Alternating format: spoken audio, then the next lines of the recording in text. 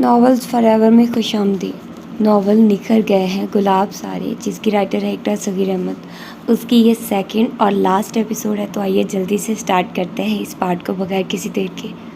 اماں، حسن کہاں ہے؟ میں نے اس کے لیے گاجر کا حلوہ بنایا ہے۔ چھوٹی بہو زاہدہ بیگم کمرے میں آ کر ان سے مخاطب ہوئی، جو اتروبہ سے اخبار سننے میں مصروف تھی، جبکہ حسن باتھ روم میں تھا۔ اللہ تیری شان، آج میرے نواسے کے کیسے بھاگ جاگ گئے۔ کبھی منہ نہ لگانے والی ممانی صاحبہ گاجر کا حلوہ بنا کر کھلا رہی ہیں۔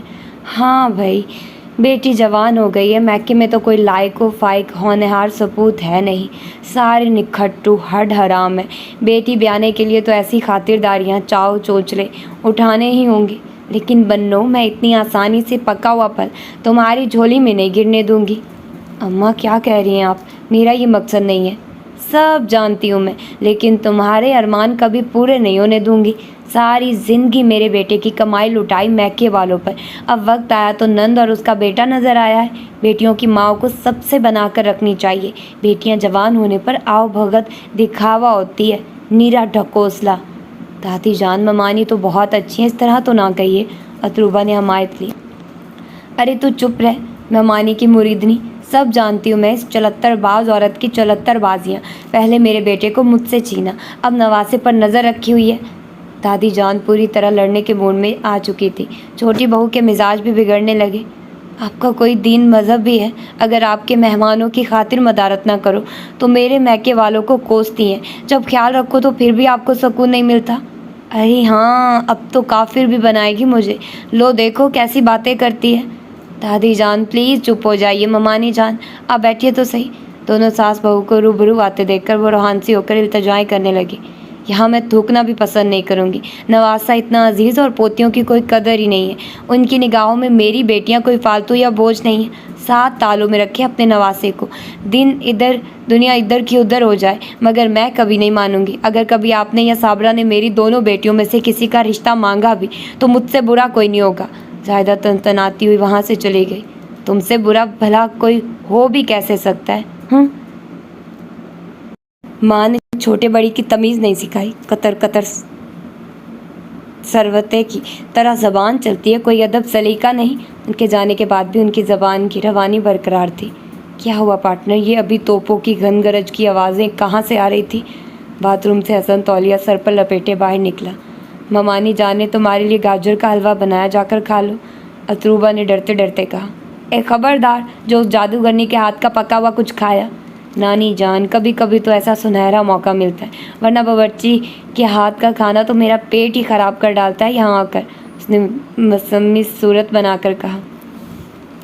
نیم تاریک کمرے میں وہ چیئر پر بیٹھی، بیگ سے ٹیک لگائے ماضی کے گم گشتہ لمحوں کی گرفت میں پھر مقید ہو کر رہ گئی تھی۔ بند آنکھوں میں ماضی دوڑنے لگا تھا۔ آپ آج جلدی آ گئے، اس نے ہاتھ میں پکڑا رسالہ رکھتے ہوئے مسکرا کر دریافت کیا۔ اس کے چہرے پر مسرت کے رنگ پھیل گئے تھے۔ کیوں نہیں آتا جلدی؟ اگر تم نے کسی کو ٹائم دے رکھا ہے تو چلا جاتا ہوں۔ اس کے برعکس اس کے چہرے پر کرختگی، لہجے میں شک کے ناگ پھنکار رہے تھے۔ فیضان، آپ ایسی گھٹیا باتیں کیوں کرتے ہیں؟ گھٹیا میں ہوں یا تم، جو شوہر کے ہوتے ہوئے بھی غیر مرد سے؟ پلیز خاموش ہو جائیے۔ اماں غلط فہمی کا شکار ہو گئی تھی، ابھی ہماری شادی کو 1 ماہ ہوا ہے اور آپ نے فضول شک و شبے میں مسرتوں کو نفرتوں میں بدل ڈالا ہے۔ اس نے مسکراتے ہوئے اس کا بازو پکڑ کر اس کو پگھلانے کی کوشش کی۔ اماں کو غلط فہمی تھی، مجھے غلط فہمی ہے، پھر یہ لان میں کس کا انتظار ہو رہا ہے؟ وہ نہایت بے دردی سے اسے بازو سے گھسیٹتا کھڑکی تک لایا، جہاں سے پڑوسن کا بھائی لان میں کھڑا صاف نظر آ رہا تھا۔ وہ تنہا تھا اس وقت۔ فیضی، وہ گھر ہے ان کا، وہ اپنے گھر میں کچھ بھی کریں، ہم اعتراض کرنے والے کون ہوتے ہیں؟ اس نے بازو چھڑا کر خفگی سے جواب دیا۔ اماں درست بولتی ہیں، تم گھر بسانے والی عورت نہیں ہو، فیضان بھنا کر بولا۔ اماں کو مجھ پر بھروسہ نہیں ہے، وہ مجھے خراب سمجھتی ہے، تو کیوں مجھے گھر میں تنہا چھوڑ کر محلے کی سیر کو نکلتی ہیں؟ اگر میں ایسی ہوتی تو وہ ہرگز مجھے تنہا چھوڑ کر نہیں جاتی۔ رابعہ نے اسے قائل کرنے کے لیے جواز پیش کیا۔ اماں سیر کو نکلتی ہیں یا تم انہیں گھر میں ٹھہرنے نہیں دیتی ہو؟ اگر اماں گھر میں ٹھہر گئی تو تم عیاشیاں کیسے کر سکو گی؟ اس لیے میرے آفس جاتے ہی تم انہیں گھر سے لڑ جھگڑ کر نکال دیتی ہو، وہ میرے آنے کے وقت گھر میں داخل ہوتی ہیں۔ فیضان ازحد بدظن و نالا دکھائی دے رہا تھا۔ فیضی خدا کے واسطے ایسے بہتان نہ لگائیے، اماں جھوٹ بولتی ہیں۔ اس کا جملہ مکمل بھی نہ ہوا تھا کہ فیضان کا ہاتھ اس کے چہرے پر پڑا تھا۔ खबरदार, जो अम्मा के खिलाफ एक लफ्ज़ भी मुंह से निकाला। साथ ही उनके शानों पर आहिस्तगी से तो हाथ आकर टिके थे। वो चौंक कर माजी से निकली थी। मुड़कर देखा तो हीरा बेगम सता हुआ चेहरा लेकर खड़ी नजर आई। हीरा, क्या हुआ? तुम गुज़ैल के रिश्ते के सिलसिले में गई थी? उनका बुझा हुआ चेहरा देखकर वो परेशान कुन लहजे में इस्तफार करने लगी। आपा, बात तो हो गई, वो मान भी गई हैं, मगर क्या? कोई बात नागवार गुजरी है तुम्हें उनकी? वो उनका हाथ पकड़कर अपनाई से गोया हुई। नहीं आपा, बज़ाहिर तो लोग बहुत अच्छे हैं, पुरखुलूस, वज़ादार, मुरव्वत तो इखलाक वाले हैं। मैं उनसे मिलकर बहुत खुश हुई थी और गुज़ैल के चॉइस पर रश कर रही थी कि उसने आला ख़ानदान का इंतखाब किया। अतरूबा तो कराची में है, मगर उसकी तस्वीर मैंने एल्बम में देखी, मुझे पहली ही नज़र में वो भा गई। खूबसूरत, सादा और मासूम सी सूरत, ऐसी ही तो बहू मैं चाहती थी। लेकिन जब दूसरी तस्वीरों पर मेरी नज़र पड़ी तो अतरूबा की नानी को देखकर मुझे अपनी आंखों पर धोखे का गुमान गुजरा। वो फैज़ान की वालदा है। उन्होंने आखिरी लफ्ज़ इतनी दिल गिरफ्तगी से कहे कि अंदर दाखिल होते गुज़ैल के कदम वहीं रुक गए। दिल के अंदर खिले शगुफ़े यकदम में जैसे तूफ़ान की जद में आ गए। फैज़ान की वालदा? तुमने गौर से देखा था उन्हें? राबिया के लहजे में महसूस की जाने वाली वो कपकपाहट ही थी जिसे महसूस करके गुज़ैल ने होंठ भींच लिए। हाँ, बल्कि मैं उनकी तस्वीर साथ ले आई हूँ। देखिए, मैंने रूबरू तो उन्हें देखा ही नहीं था, घर में मौजूद एल्बम में तस्वीर देखी थी। वो हाथ में पकड़ी तस्वीर उनकी तरफ बढ़ाते हुए बोली, कांपते हाथों से। उन्होंने तस्वीर लेकर देखी और अज़ियतनाक वक्त के वो हौलनाक लम्हात उनकी निगाहों में रक्स करने लगे। मैं कहती हूँ इस बदसात औरत को घर में रखने की ज़रूरत नहीं है। अभी और इसी वक्त इसे तलाक देकर घर से निकाल दे फैज़ान। बेहयाई की हद हो गई। तीनों तिहाड़े पड़ोसन के भाई के साथ गुलछड़े उड़ाती फिर रही है कार में।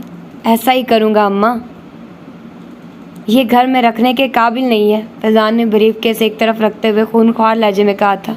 फैज़ान, मेरी बात सुनिए, मुझे अम्मा ने भेजा था। अम्मा की तबीयत ख़राब हो रही थी, उन्होंने कहा था ज़फ़र के साथ कार में बैठकर डॉक्टर को ले आऊँ। राबिया ने उसके खौफनाक अज़ाइम भांपकर मिन्नत भरे लहजे में कहा, जान गया हूँ मैं तुम्हें मकार औरत। फैज़ान, मेरी बात सुनिए, अल्लाह के वास्ते अम्मा आप भी सच बता दे।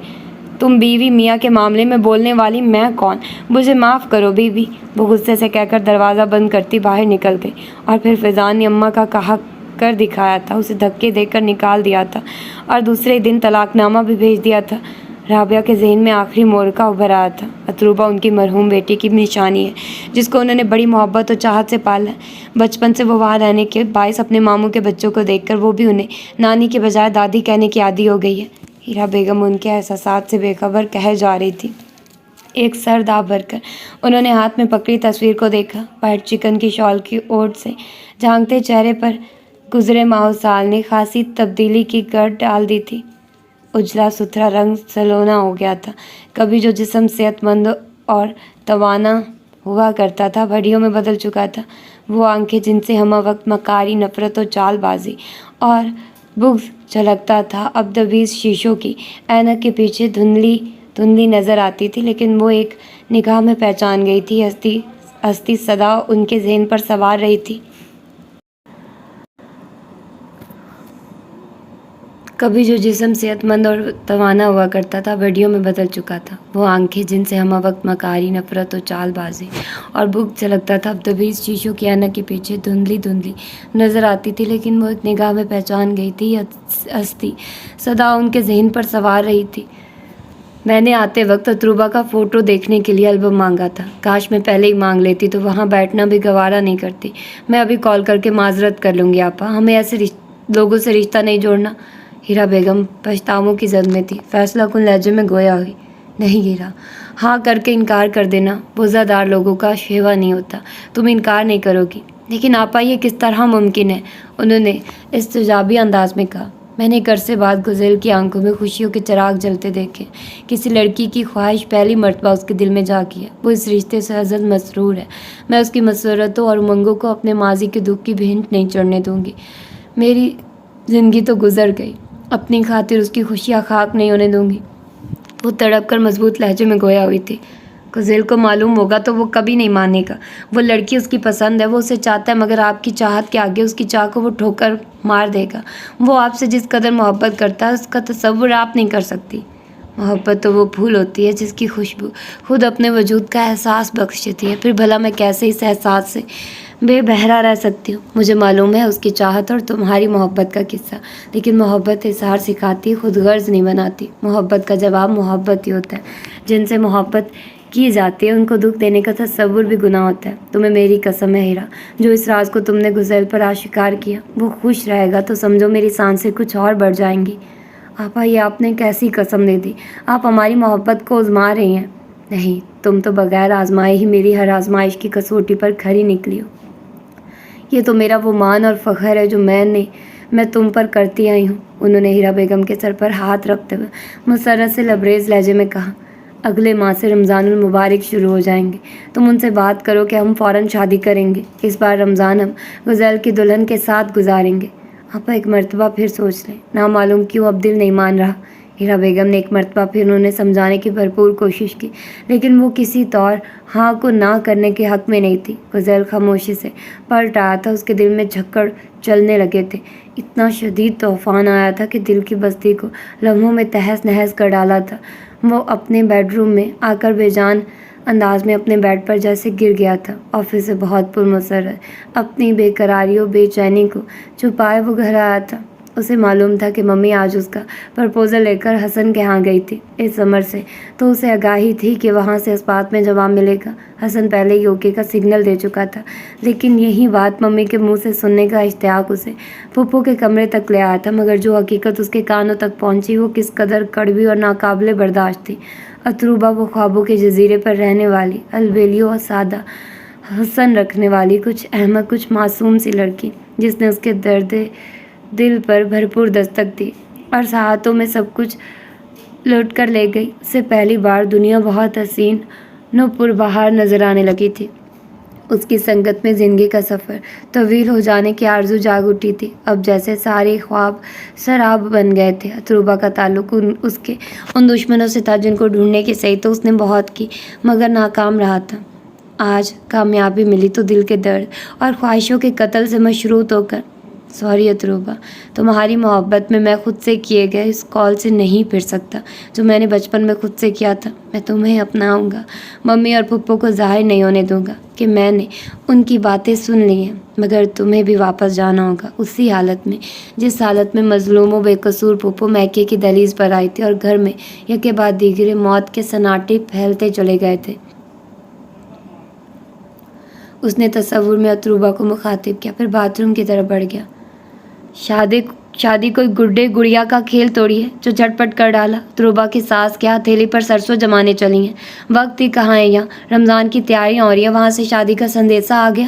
اماں پھپھو کا پیغام سن کر حیرانی سے بولی، جو آج ہی اسلام آباد سے یہاں اپنے شوہر کے ساتھ پہنچی تھی۔ آج کل تیاری میں کیا وقت لگتا ہے، 2 دن میں سب ہو جاتی ہے، ہر سامان ریڈی میڈ مل رہا ہے۔ ویسے بھی وہ لوگ جہیز لینے کو منع کر رہے ہیں۔ صابرہ بولی، اعلیٰ اور خاندانی لوگ تو منع کرتے ہی ہیں، لیکن دینے والے تو دے کر چھوڑتے ہیں۔ میں اتنی جلدی شادی کرنے کی قائل نہیں ہوں، کم از کم 1 سال تو بات رہے تاکہ معلوم ہو کہ ان لوگوں کے اطوار کیسے ہیں۔ اماں، آپ ملی تو ہیں ان سے، آپ کو پسند بھی آئی تھی گزیل کی والدہ، اور گزیل پھر آپ کو اب کیا شبہ ہے؟ میں تو کہتی ہوں لوگ بہت اچھے ہیں، پھر لڑکا ہیرا ہے، خود کا ذاتی بزنس ہے، فیملی بھی از حد مختصر ہے۔ ہاں، یہ تو درست ہے، ماں بیٹے مجھے پسند آئے تھے، لیکن میں نے یہ بات محسوس کی تھی۔ اتروبا کی ساس مجھے اوپری دل سے مسکرا کر باتیں کرتی ہوئی لگ رہی تھی، جیسے مجبوراً کر رہی ہوں، اور لڑکے نے تو علاوہ سلام کے مجھ سے کوئی بات ہی نہ کی۔ اماں دل کی خلیج زبان پر لے آئی تھی۔ آپ میرے ہاں رکی ہی کتنا تھی، صرف 1 ہفتہ، پھر بھی 2 مرتبہ ملاقات کی ان سے۔ آپ مجھ پر اعتماد نہیں کر رہی ہیں کیا؟ مجھے لوگوں کی پہچان نہیں ہے کیا؟ میں اتروبا کا برا چاہوں گی؟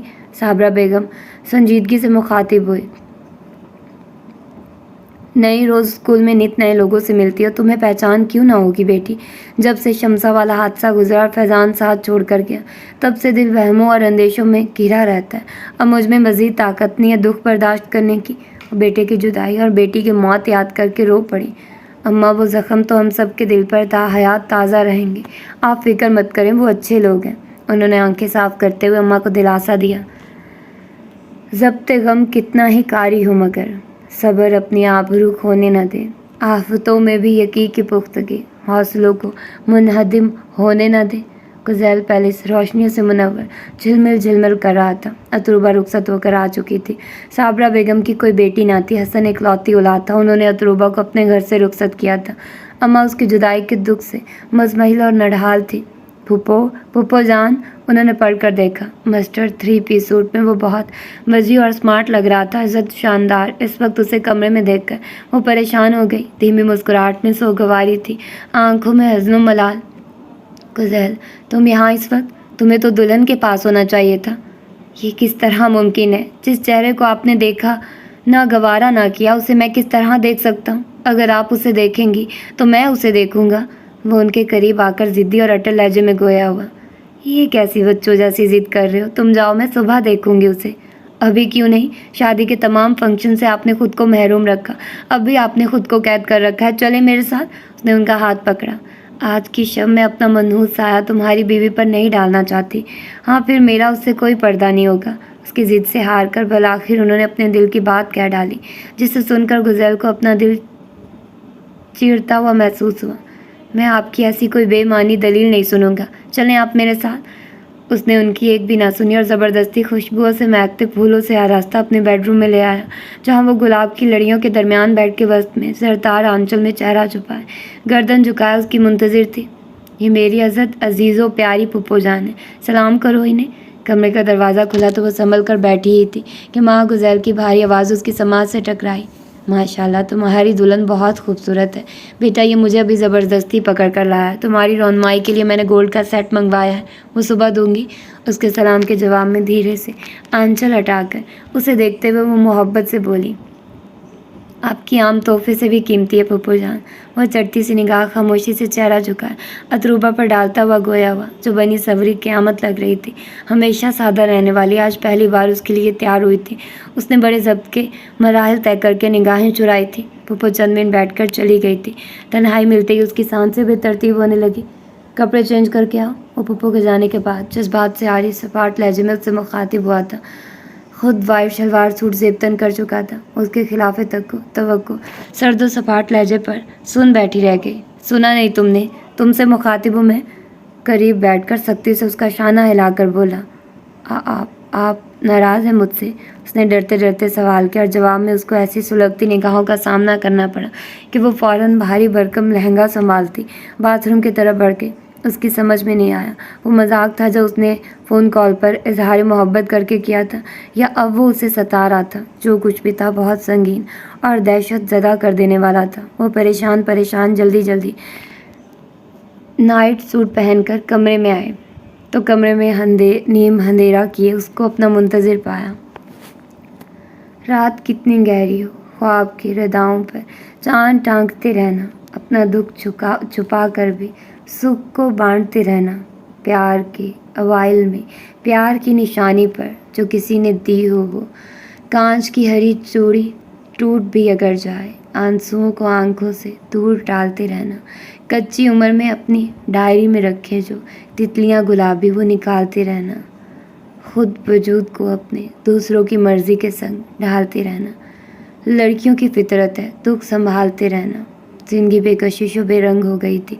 उस शख्स के हवाले से जितने सुहाने सपने उसने देखे थे, उनकी ताबीरें बड़ी भयानक और डरावनी निकली थी। शादी को 1 हफ्ता ही हुआ था और उसने बैरूनी दुनिया से उसका रिश्ता मुनक़ता कर दिया था। ना वो किसी से मिल सकती थी और ना ही कोई उससे मिलने आता था। वलीमे वाले दिन सब घर वालों से आखिरी मुलाकात हुई थी। फिर नामालूम उसने क्या चक्कर बाहर ही चलाया था कि कोई भी उससे मिलने नहीं आया। हत्ता कि साबरा खाला या हसन ने भी कॉल तक ना की थी। 1 हफ्ते की खामोश तन्हाई ने उसे मतवश कर डाला था। वो सारे दिन घर से बाहर ऑफिस में रहता। घर में मम्मी का रवैया भी सर्दो बेजार कुन था। पुप्पो ज़्यादातर अपने कमरे में रहती। उनके पास जाने की उसमें हिम्मत ना थी। बुलाई से वो इधर से उधर घूमती। ज़्यादा दिल घबराता तो रोने लगती। गुज़ैल ऑफिस से वापस आकर ज़्यादा वक्त माँ और पुप्पो के पास गुजारता। उसे वो खुद तन्हाई और खामोशी की अजियत में मुब्तला रखता था। उस रात उसकी बर्दाश्त जवाब दे गई तो वो बोल उठी, आखिर आप किस का इंतकाम ले रहे हैं मुझसे? मुझे किस बात की सज़ा दे रहे हैं? आपको मेरी शक्ल से नफ़रत है, मुझसे बात करना गवारा नहीं करते। मम्मी मुझसे बेजार रहती हैं। जब मैं इतनी ही नाकाबिले बर्दाश्त तो काबिले नफ़रत थी तो क्यों मुझे अपनी ज़िंदगी में शामिल किया? मैं तंग आ गई हूँ। ये तन्हाई और खामोशी मुझसे बर्दाश्त नहीं होती। वो बेड पर अपने उसे दराज होते देखकर रूहान से लहजे में बोली, बर्दाश्त नहीं होती तो चली जाओ यहाँ से। जवाबन वो घर आकर बोला, مجھ سے کیا خطائی ہوئی ہے بتائیے تو صحیح، کل تمہیں گھر پہنچا دوں گا، اب خاموشی سے سو جاؤ۔ اس نے اس کے چہرے کو بغور دیکھتے ہوئے حکمی انداز میں کہا۔ اتروبا کو اس کی آنکھوں میں ایک عجیب سی چمک نظر آئی تھی۔ اس نے کروٹ بدل کر ٹیبل لیمپ آف کر دیا۔ اتروبا اپنے اندر سے بے نام سی گھٹن اور بے چینی محسوس کر رہی تھی۔ خاصی جدوجہد کے بعد اسے نیند آئی تھی۔ ابھی وہ پوری طرح نیند میں نہیں ڈوبی تھی، نیند غنودگی کی کیفیت میں تھی کہ اسے محسوس ہوا جیسے کوئی اس پر جھکا ہوا ہو۔ اس کے منہ سے نکلنے والی گہری اور گرم گرم سانسیں وہ اپنے چہرے پر محسوس کرنے لگے۔ دہکتا ہوا مضبوط ہاتھ اس کے چہرے پر آ کر ٹھہرا تو اس کی تمام غنودگی ہرن ہو گئی۔ اس نے فوراً آنکھیں کھولی۔ نگاہوں کے سامنے غزیل کا چہرہ تھا۔ اف! اس نے بخلا کر اٹھنا چاہا مگر اس نے اسے بازو کی گرفت میں لے لیا۔ وہ اس وقت ہوش و حواس سے بیگانہ لگ رہا تھا۔ وجیح چہرے پر صفاق کی آنکھوں سے جھلکتی وحشت و درندگی ایسا محسوس ہو رہا تھا وہ انسانیت سے رشتہ توڑ بیٹھا تھا۔ یہ کیا کر رہے ہیں؟ کیا ہو گیا آپ کو؟ مجھ سے کوئی سوال مت کرو، اپنی نانی جان سے جا کر پوچھنا۔ میں تمہیں اپنی زندگی سے نکالنے کا ارادہ کر چکا ہوں۔ نہیں، میں ایسا نہیں ہونے دوں گی۔ میں نے کوئی جرم نہیں کیا، میں نے کچھ نہیں کیا، مجھے چھوڑ دو۔ اس کے عزائم جان کر وہ وحشت زدہ ہو گئی۔ اکثر بڑوں کی زیادتیوں کی سزا چھوٹوں کو بھگتنی پڑتی ہے۔ تم بھی اپنے بڑوں کی غلطیوں کا تاوان ادا کرو گی۔ پھپھو کو دیکھا ہے تم نے؟ سوکھی لکڑی کی مانند۔ وہ پیدائشی ایسی نہیں تھی، ان کے حسن کا ایک عالم میں چرچا تھا جسے عیب بنایا تمہارے ماموں نے تمہاری نانی کی منشا پر۔ لیکن میں جو کرنے جا رہا ہوں وہ صرف میرا انتقام ہے، خود سے کیا گیا عہد ہے۔ اس پر ناقابل یقین انکشاف ہوا تھا مگر یہ وقت حیرانی ظاہر کرنے یا اس پتھر دل انسان سے معافی تلافی کا نہیں تھا۔ وہ انتقام کی آگ میں درندہ بن گیا تھا اور درندے کب کسی کی سنتے ہیں؟ وہ چکنی مچھلی کی طرح اس کی گرفت سے پھسل جا رہی تھی۔ اس نے خود کو بچانے کے لیے اپنی پوری طاقت صرف کر ڈالی تھی۔ یہی لمحات اس کی زندگی کا حاصل تھے، اپنے بڑوں کی ذاتیوں کی تلافی۔ وہ اس بھیانک انداز میں تو کرنے کو ہرگز تیار نہ تھی۔ اسی کشمکش میں وہ بیڈ سے دور جا کر گری تھی اور یہ لمحہ اسے غیبی امداد محسوس ہوا۔ قبل اس کے کہ وہ بیڈ سے اتر کر اس پر قابو پاتا اس کے جسم میں گویا بجلیاں سی بھڑ گئی۔ وہ متوش انداز میں دروازہ کھول کر باہر بھاگ لی تھی۔ پھر وہ دوڑتی ہوئی پھپھو کے کمرے میں پہنچی تھی۔ بہو کیا ہوا؟ یہ کیا حالت؟ پھپھو مجھے بچا لے ورنہ وہ مجھے مار ڈالیں گے۔ وہ ان سے لپٹی ہوئی خوف سے تھر تھر کانپتی دہشت زدہ لہجے میں گویا ہوئی۔ اسی پل غزیل اندر داخل ہوا تھا بالکل نارمل انداز میں۔ غزیل یہ کیا حالت بنائی ہے بہو کی؟ کیا کہہ رہی ہے یہ؟ انہوں نے خود سے لپٹی کانپتی ہوئے اتروبا کی سمت اشارہ کر کے استجابیہ لہجے میں پوچھا۔ وہ تہجد کی نماز سے فارغ ہوئی تھی کہ اتروبا آ کر ان سے لپٹی تھی۔ وہ سخت پریشان تھی، لائٹ پنک نائٹی میں بکھرے بال، زرد چہرہ، سلیپر سے بے نیاز پاؤں لیے جس دہشت زدہ انداز میں آ کر ان سے لپٹی تھی اس سے ظاہر تھا کوئی غیر معمولی واقعہ رونما ہوا ہے۔ میں نے یہ سوتے میں ڈر گئی ہے، میں نے سمجھانے کی کوشش کی تو یہ بھاگ کر یہاں آ گئی ہے۔ اس وقت وہ بہت نرم ہو عزت مہذب بنا ہوا تھا۔ اتروبا کیا یہ سچ ہے؟ مجھے بتاؤ۔ وہ اس کے جواب سے مطمئن نہیں ہوئی تھی۔ آپ کو میری بات کا یقین نہیں ہے؟ یہ احمق ہے، میرے علاوہ آپ کی بھی نیند خراب کی ہے اس نے، اس لیے کہتا ہوں دروازہ بند کر کے سویا کریں کمرے کا۔ میری کوئی نیند خراب نہیں ہوئی، میں تہجد کی نماز سے فارغ ہوئی ہوں ابھی۔ اتروبا چلو یار، پھپھو اب آرام کریں گی، مجھے بھی صبح آفس جانا ہے۔ بہت پیار سے کہتے ہوئے اس نے اس کا ہاتھ تھاما تھا لیکن ہاتھ تھامنے میں جو سختی اور تنبیہ تھی اس نے اسے لرزا کر رکھ دیا تھا۔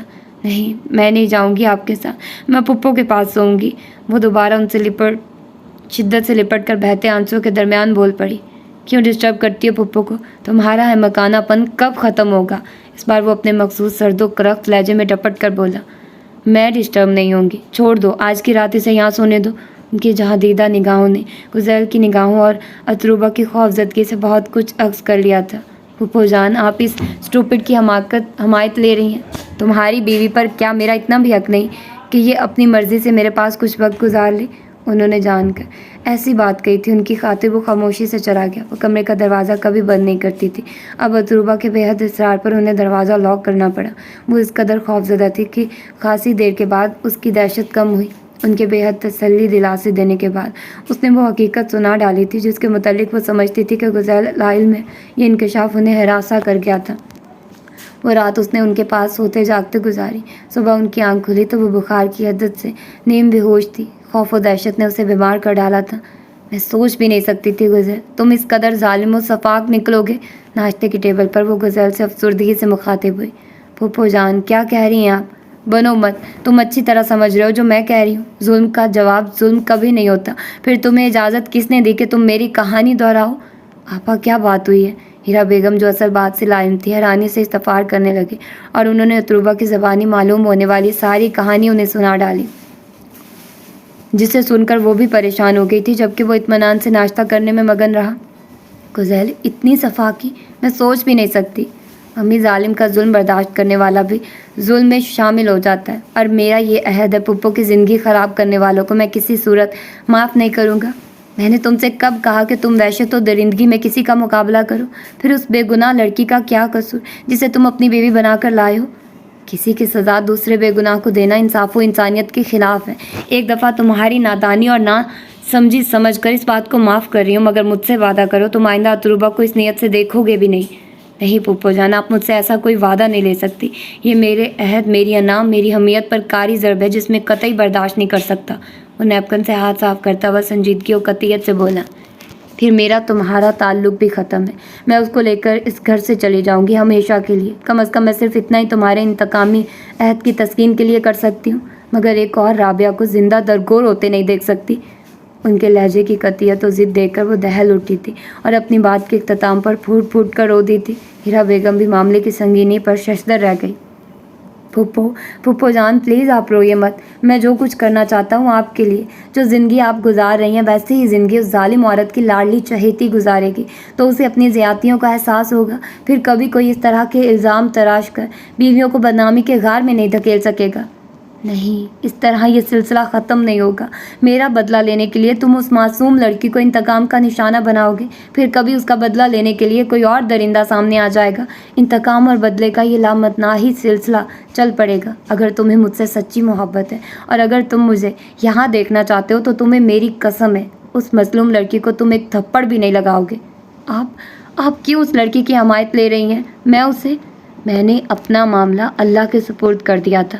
میرا منصف وہ ہے، میرا فیصلہ اس کی عدالت میں ہوگا، اس لیے تمہیں میرے معاملے میں مداخلت کی اجازت نہیں ہے۔ اور ہیرا، تم بھی اپنا رویہ چینج کرو، تم نے ایک دن بھی اس سے ڈھنگ سے بات نہیں کی ہے۔ اب ختم کرو یہ سرد مہری، جو میرے نصیب میں لکھا تھا وہ مجھ پر گزر گیا۔ ذیل کے بعد وہ ہیرا بیگم سے مخاطب ہوئی، آپا خدا گواہ ہے، اس کو میں بہت چاہو خلوص سے اپنانے گئی تھی، مگر آپ کے معاملے نے میرے دل سے اس کی قدر و محبت سرد کر ڈالی تھی، ورنہ میرے دل میں اس کے لیے محبت ہی محبت ہے۔ اس کی خاموشی، خدمت گزاری و خلوص نے میرا دل موہ لیا ہے۔ گزیل اٹھو، جا کر بہو کو دیکھو، وہ صبح سے بھوکی ہے، خوف اور فکر سے بیمار پڑ گئی ہے۔ مجھ سے حکمیہ لہجے میں بولی، سوری پھپھو جان، میں ابھی اتنی جلد خود پر قابو نہیں پا سکتا، آپ کی بات قبول کرنے میں کچھ وقت درکار ہوگا، اور پلیز اس وقت تک اسے میرے سامنے مت آنے دیجیے گا۔ وہ اٹھ کر دھپ دھپ کرتا ہوا وہاں سے چلا گیا۔ رمضان المبارک کی آمد ہوئی اور نور کی چادر ہر سو تن گئی۔ اب اتروبا کا سارا وقت پھپھو کے ساتھ گزرتا تھا۔ حقیقت جاننے کے بعد تو وہ ناکردہ جرم کے احساس میں خود ہی مبتلا ہو گئی تھی۔ دادی جان کے اس قدر شفاق اور سنگ دل ہونے کا اسے ملال اندر ہی اندر گھن کی طرح چاٹ رہا تھا۔ ہیرا بیگم نے بھی خاموشی اور لاتلکی کی دیوار گرا دی تھی۔ ان کی محبت و شفقت حد سے سوا تھی۔ وہ پیار و سچے خلوص کے موتیوں سے اپنے دامن اور آنچل کو بھر رہی تھی۔ دکھ تھا تو اس ستم گر ہرجائی شخص کے رویے کا تھا جس نے اپنے حوالے سے اسے سنہرے روح پہلے خواب دکھا کر اپنے نام سے منسوب کر کے اپنا بدلا تھا۔ ایسا بدلا تھا کہ محبت و وفا پر اس کا یقین متزلزل کر کے اس کی دنیا بدل کر رکھ چکا تھا۔ رمضان کی آمد سے ایک ہفتہ قبل ہی وہ بزنس ٹور پر ٹورنٹو چلا گیا تھا۔ جانے سے قبل وہ اس کے پاس آیا تھا، لیکن وہ خوف و ہراس کے غلبے سے آزاد نہیں ہوئی تھی۔ اسے سامنے دیکھ کر خوف سے اس کی وہی حالت ہونے لگی۔ وہ اسے قریب آتے دیکھ کر چیختے ہوئے بے ہوش ہو گئی۔ رمضان المبارک کے 2 عشرے گزر چکے تھے۔ وہ بڑی تندہی سے عبادت و تلاوت قرآن پاک میں مصروف رہی۔ پہلی دفعہ اس بار اس نے پھپھو اور ممی کے ساتھ تراویح پڑھنے کا اہتمام کیا تھا۔ دل کے ایک گوشے میں سکون و طمانینت تھی۔ اس روز وہ افطار کے بعد نماز مغرب سے فارغ ہونے کے بعد حسب معمول چائے بنا کر ہیرا بیگم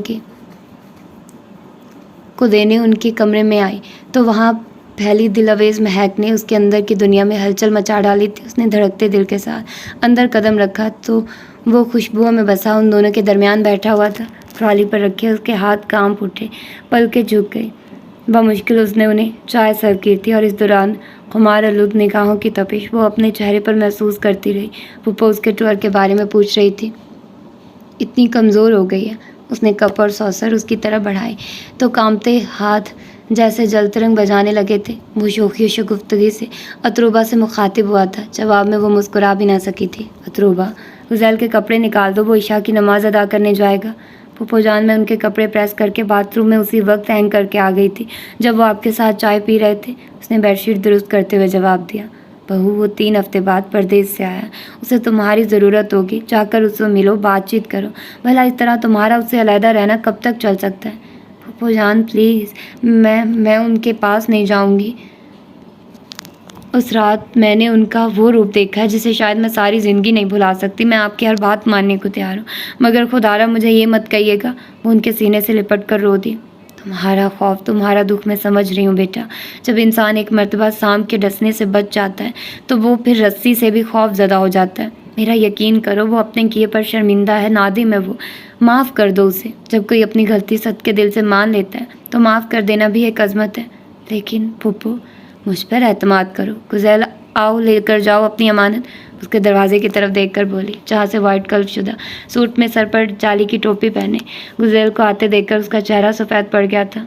सॉरी अतरूबा, सचमुच में बहक गया था। बदले की आग तो शायद जहन्नुम की आग से भी ज़्यादा परतपिश और जलाकर खाक कर देने वाली है। इसी आग में जलकर और इंसानियत के सतह से गिरकर मैं वो हैवानी फेल करने चला था जिसकी माफ़ी शायद मुझे मरने के बाद भी ना मिलती। वो उसका हाथ पकड़कर संजीदगी और मोहब्बत से बोला। एक अरसे बाद उसके लहजे में वो मोहब्बत तो अपनायत जागी थी। उसकी आंखों में वफा की चमक थी, चाहत की महक हर सू फैल गई थी। फूफो जान बहाने से कमरे से चली गई थी। वो मतवाते आंसू बहा रही थी। माफ़ कर दो ना प्लीज़। अब मैं बहुत ख्वार होकर आया हूँ, तुमसे दूर होकर। मुझे एहसास हुआ मैं तुमसे बिछड़ कर एक दिन भी सुकून से नहीं रह सकता। इतना अरसा तुमसे दूर रहकर मैंने खुद को अजियत ही दी है। पहले प्लीज़ अब तुम मुझे मज़ीद किसी इम्तिहान में मत डालना। बड़ी चाहत से तुम्हें मैंने पाया है। वो उसके आंसू अपने हाथ से साफ करता हुआ चाह से लबरेज लहजे में बोला। वो खामोश नहीं हुई थी। आंसू बिन बुलाए मेहमानों की तरह वार धोए जा रहे थे। नाराज़गी ख़त्म करो यार। अच्छा सुनो, तुम्हारे लिए वंडरफुल सरप्राइज़ है। मैं उसकी भीगी भीगी आंखों में झांकता हुआ मायनी खेज लहजे में बोला तो बेख्तियार से अंदाज में। अतरूबा ने उसकी सिम देखा, लेकिन इस वक्त उसकी निगाहों में मोहब्बत की कुछ ऐसी तपिश और फराग की कुछ ऐसी रोशनी लश्कारे मार रही थी कि उसने फ़ौरन ही निगाहें झुका ली। दिल मुधर धुन पर धड़कने लगा था। फूफो जान के कमरे का कब्ज़ा ख़त्म करो, चलो आओ। कुछ बोलोगी नहीं? अभी तक नाराज़ हो? गुज़ैल ने उसके शानों पर हाथ रखते हुए संजीदगी और मुलायमत से पूछा। नहीं, जो कुछ आपसे सरजद हुआ वो आपके जुनून का तकाजा भी था और मोहब्बत की कुव्वत भी। आपने दुरुस्त कहा था, कभी कभी बड़ों की गलती छोटों को भुगतनी पड़ती है, लेकिन शायद उनसे कहीं कहीं कोई जाने अनजाने में नेकी की कोई किरण भी रोशन हुई थी जिसकी ताकत ने मुझे बचा लिया। वो रंजीदगी से मुखातिब हुई थी। शुक्र है तुमने खामोशी तो तोड़ी। मेरे दिल पर, मेरे ज़मीर पर एक बोझ है। जब तक वो बोझ ख़त्म नहीं होगा मैं सच्ची मुसर्रत कभी हासिल नहीं कर पाऊँगी। कैसा बोझ? दादी जान, क्या इस कदर सफ़ा को संग दिल हो सकती हैं? यह सवाल मेरे अंदर अक्सर गूंजता रहता था, मगर अब इसका जवाब मुझे मिल गया।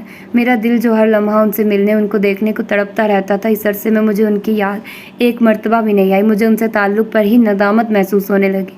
भला प्यार करने वाले भी ऐसा रवैया अपना सकते हैं? उसके हज़रदा लहजे में तासुब और दुख की गहरी छाप थी। इस जहाँ में जो दुख बांटता है वो पाता भी है। ये हमारी बदकिस्मती होती है जब हम खुद को ज़रा भी ताकतवर महसूस करते, किसी कमज़ोर पर मजालिम ढाने में खुद को हक पर जानिब समझते हैं। गुज़ैल, जमात खड़ी होने में ज़्यादा देर नहीं है, जल्दी करो, तुम्हारी बीवी यही है। रात को जी भर कर बातें कर लेना। फूफो ने अंदर आते हुए हंसकर कहा। फूफो जान, आपने मेरी बीवी पर बहुत दिनों तक कब्ज़ा जमा लिया, मेहरबानी करके अब उसे वापस कर दें। उसने शरारत से अतरूबा के कुल रंग चेहरे को देखते हुए कहा। पहले नमाज से फारिग होकर आओ, फिर तुमसे पूछूंगी। जवाबन वो हंसकर बोली थी। वो इशा की नमाज अदा करने मस्जिद चला गया था। वो मामूल के मुताबिक किचन साफ करके नमाज पढ़ने लगी। नमाज तरावी से फारिग होने के बाद लॉबी से बाहर आई तो उसी घर में चहल पहल सी महसूस हुई। लिविंग रूम से जानी पहचानी आवाज़ें उसके सिम से टकराई, समाज से टकराई तो वो बेकरार सी होकर उस तरफ बढ़ी थी। दरवाजे के बाहर ही उसके कदम अंदर का मंजर देखकर गोया साकित हो गए। उसे अपनी आंखों पर यकीन नहीं आया। अंदर सब जमा थे। सामने सोफे पर दादी जान फुप्पो को सीने से लगाए रोते हुए माफ़िया मांग रही थी। साबरा, खाला, हसन, मम्मी सब अंदर मौजूद थे। मैं एक आम घटिया औरत बन गई थी बेटी। وہ کمزور اور تنگ دل عورت جو بہو تو بڑے ارمانوں سے گھر لے کر آتی ہے لیکن پھر خود ہی اس کے وجود کو تسلیم نہیں کرتی۔ فیضان میرا بڑا بیٹا تھا۔ اماں پہلی اولاد سے دلی طور پر قریب ہوتی ہے اور اس کے ساتھ کسی دوسرے کی شراکت قطعی برداشت نہیں کرتی۔ میرے ساتھ بھی یہی ہوا۔ فیضان جو آفس سے آنے کے بعد زیادہ وقت میرے ساتھ ہی گزارتا تھا، میں کمرے میں انتظار کرتی رہتی۔ اب وہ تمہارے پاس چلا آتا، روز بروز تمہاری طرف بڑھتی اس کی توجہ مجھے تم سے خود بخود بدظن و متنفر کرتی گئی اور میرے اندر بغض و عناد کی جڑیں رفتہ رفتہ چند دنوں میں ہی تناور درخت بن گئی اور پھر میں نے روایتی ساس کا کردار ادا کرنا شروع کر دیا۔ فیضان فطرتاً وہمی و شکی دل کا طبیعت کا مالک تھا۔ میں نے اس کی طبیعت سے فائدہ اٹھایا، آخرکار وہ تمہاری طرف سے میری طرف لوٹ آیا اور مجھے کیا چاہیے تھا؟ میں خوش ہو گئی کہ بیٹا بہو کے حسن کے جال سے نکل آیا، لیکن پھر نامعلوم کس طرح وہ دوبارہ تمہاری طرف راغب ہو گیا اور اس نے گھر چھوڑ کر جانے کا فیصلہ کر لیا اور یہی بات مجھے ظالم بنا گئی۔ بہو مجھ سے بیٹے کو چھین کر لے جائے، یہ کس طرح ممکن تھا؟ میں نے پھر فیضان کے کان بھرنا شروع کیا اور اس مرتبہ وقت میرے ساتھ تھا۔ میں نے جو اسے بتاتی گئی وہ اسے سچ محسوس ہونے لگا اور ایک دن ایسا آیا کہ وہ زخمی انا والا بے رحم مرد بن گیا۔ میں نے اس سے کہا کہ ایسی بے وفا اور بد فطرت عورت کو فوراً طلاق دے دو اور اس نے یہی کیا۔ دادی جان نے دوپٹے کے پلو میں چہرہ چھپا کر پھر رونا شروع کر دیا۔ اس نے وہ کر ڈالا جس کی میں نے اسے ترغیب دی تھی۔ میں اس وقت کتنی ظالم بن گئی تھی۔ پھر مجھے بھی کہاں سکون ملا، اس لیے کہ انصاف کرنے والا تو اوپر بیٹھا ہے، اس کی لاٹھی جب اٹھتی ہے تو بے آواز ہوتی ہے۔ فراز نے نامعلوم کب فیضان کو بتایا کہ تم بہت پردہ دار اور باحیات عورت ہو۔ اس دن میرے کہنے پر ہی وہ ڈاکٹر کو لینے کار میں اس کے ساتھ گئی تھی۔ پھر میرے اعمال کا صلہ مجھے ملنا شروع ہو گیا۔ فیضان کے اعتماد کے شیشے پر میری طرف سے ایسی ضرب لگی کہ وہ ایکسیڈنٹ کے بعد ہاسپٹل میں ملا تو اس نے کہا کہ وہ مجھے اس وقت تک معاف نہیں کرے گا جب تک تم اسے معاف نہیں کر دیتی۔ آخری وقت تک اس کے لبوں پر تمہارا نام تھا بہو۔ وہ مجھے چھوڑ کر چلا گیا۔ چھوٹے کی شادی کی اس کی بیوی نے مجھے بتایا بہو کیسی ہوتی ہے، تمہاری قدر مجھے جب محسوس ہوئی۔ شمسا کی شادی ہوئی تو اس کا میاں اس قدر شکی و وہمی نکلا کہ خواہ شک کی تیز آگ میں میری بیٹی کو اس نے جلا کر مار ڈالا اور شکی القلب اس قدر کہ اپنی بیٹی کو بھی اپنا خون ماننے سے انکار کر دیا۔ اپنے گناہوں کی سزا میں نے تنہا نہیں بھگتی، میرے بے گناہ بچے بھی اس کی لپیٹ میں آ کر اپنی زندگی گنوا بیٹھے۔ اماں میں نے معاف کر دیا آپ کو اور فیضان کو بھی، میری قسمت میں ہی ایسے اندھیرے لکھے تھے، پھپھو جان نے بھرائے لہجے میں کہا۔ مجھے تم سے یہی امید تھی بہو، میں نے تمہیں کہاں کہاں تلاش نہیں کیا لیکن تم ایسی غائب ہوئی کہ ڈھونڈنے سے بھی نہ ملی۔ اب تقدیر کو مجھ پر رحم آیا کہ میں گزیل بیٹے نے مجھے سب کچھ بتایا، میں نے اس سے بھی معافی مانگی ورنہ میرے گناہوں میں اور اضافہ ہوتا۔ دادی جان اس سے مزید دوری برداشت نہیں ہوئی، وہ بھاگتی ہوئی ان سے آ کر لپٹ گئی۔ انہوں نے بھی اسے شدت سے لپٹا لیا۔ تمام شکوے شکایات دور ہوئی تو ماحول میں محبت اور پیار کے رنگ روشن ہو گئے۔ خدا کسی کو بھی ایسی چالاک سسٹر نہ دے۔ اپنی شادی کے بعد تو ایسی غائب ہوئی کہ بھائی تک کی پرواہ نہیں کی۔ میں نے کتنی مشکلوں سے مامانی جان کو منایا ورنہ وہ تو ریدا کی شادی مجھ سے کرنے کو ہرگز تیار نہ تھی۔ حسن شکایتی لہجے میں اس سے مخاطب ہوا۔ سچ کہہ رہے ہو؟ وہ مسرت امیز لہجے میں بولی۔ ہاں چھوٹی بہو بھی ٹھیک کہتی ہے، میرے رویے نے اسے بھی گستاخ بنا ڈالا تھا۔ اماں بڑے اپنے رویے درست رکھے تو چھوٹے بھی جرت نہیں کرتے گستاخی کی۔ ہاں سب بڑوں کو اپنا دماغ اور ذہن وسیع رکھنا چاہیے، اسے لپٹاتے ہوئے بولی۔ رہتی ہے ساتھ ساتھ کوئی خوشگوار یاد، تجھ سے بچھڑ کے تیری رفاقت نہیں گئی۔ آج ہم بہت ساری باتیں کریں گے، وہ کمرے میں آنے کے بعد اسے خود سے قریب کرتے ہوئے خمار آلود لہجے میں بولا۔ نہیں، آج جاگنے کی رات ہے، ہم خوب عبادت کریں گے۔ شوہر کی خدمت بھی ثواب کا کام ہے، ہم تینوں مل کر عبادت کریں گے۔ پرسوں کی رات خالہ صابرہ کی طرف جائیں گے، وہاں اماں جان کے ساتھ مل کر عبادت کریں گے۔ اس کی قربت اس کی نگاہوں سے سٹ پٹا کر وہ بے تکا بول رہی تھی۔ اس وقت صرف اپنی باتیں کرو یار، میری بے چینی اور بےتابیوں کو کس سے نہیں سنو گی؟ اس نے جذباتی لہجے میں کہا۔ ابھی نہیں، عید کے بعد، عید میں دن ہی کتنے ہیں، اب انتظار اور نہیں۔ اس نے اس کا ہاتھ کھینچا تھا۔ ہم عید کہاں منائیں گے، یہاں یا کراچی میں؟ جہاں تم کہو، اس نے مخمور لہجے میں کہا۔ اتروبہ نے نگاہ اٹھا کر اس کی جانب دیکھا تھا۔ محبت کے سارے رنگ کچھ دن بعد آنے والی عید کی خوشیوں میں جگمگا رہے تھے۔ سچا ساتھی، مخلص اور چاہنے والے جیون ساتھی کی رفاقت نے اس کے رخساروں پر چاہت کے کبھی نہ مرجھانے والے گلاب کھلا دیے تھے۔ تو یہ تھا اس کا سیکنڈ اور لاسٹ پارٹ۔ ہوپ فلی کہ آپ لوگوں کو پسند آیا ہوگا اور آپ لوگوں نے انجوائے کیا ہوگا۔ ناول اچھا تھا اور مطلب ایسے ہی ہوتے ہیں شارٹ ناولس، اور آپ لوگوں کو میں نے پہلے ہی بتایا کہ ٹائم ڈیوریشن کا آپ لوگوں کو مینیج کرنا پڑے گا. میں اب زیادہ آپ لوگوں کو ٹائم والی ویڈیو نہیں دے پاؤں گی, ٹھیک ہے؟ تو پھر اپنا ڈھیر سارا خیال رکھیے گا, مجھے دعا میں یاد رکھیے گا. ملتے ہیں کسی اور اچھے سے ناول کے ساتھ. اللہ حافظ. حافظ. حافظ.